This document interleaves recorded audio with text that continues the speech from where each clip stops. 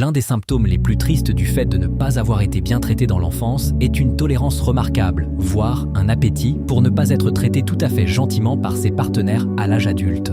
En tant que diplômés de passé houleux, nous courons un risque élevé de finir par être imprudemment passifs face à des partenaires qui ne semblent pas porter beaucoup d'intérêt à nos besoins réels ou à nos aspirations.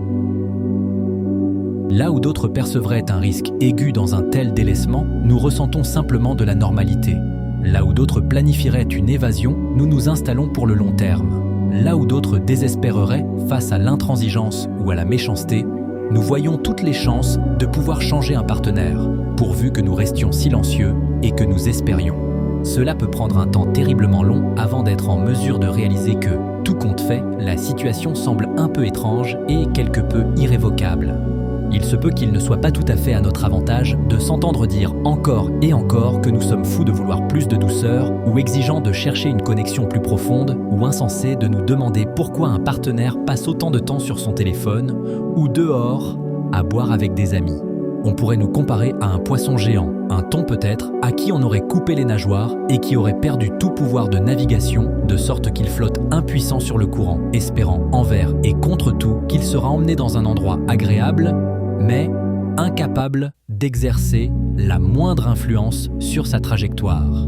L'expression célèbre dit « Quand les gens vous montrent qui ils sont, croyez-les ». Mais il est difficile d'être très lucide sur qui est bon ou mauvais quand on a grandi avec une forte incitation à ne pas percevoir certaines vérités gênantes sur ses propres parents, parce qu'on avait 5 ans, qu'on était coincé dans une maison avec eux et que l'amour n'était pas disponible ailleurs.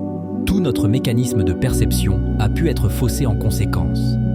Comme un animal qui ne peut percevoir certaines fréquences de lumière, nos yeux émotionnels ont pu grandir en étant incapables de voir les traits difficiles pour ce qu'ils sont. La froideur ressemble maintenant simplement à une absorption honorable dans des tâches plus importantes. Le sarcasme est interprété comme de l'esprit. Être rabaissé ressemble à de l'attention. Nous sommes toujours plus susceptibles de nous considérer comme mauvais pour n'avoir pas su susciter la gentillesse d'une personne fondamentalement charmante que nous continuerons à adorer et à admirer malgré 1 ou 2 signes de problème, plutôt que de concevoir que nous sommes tombés sur un crétin.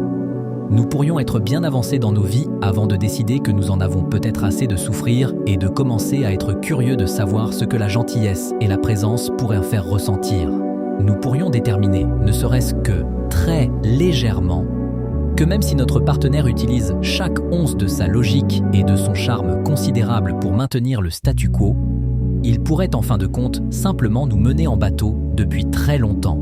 Nous n'avons pas à être ici. Étonnamment, nous n'avons plus 5 ans. Si nous ne sommes pas heureux, nous pouvons partir. Nous sommes libres. C'est ce que le fait d'être un adulte aurait toujours dû signifier.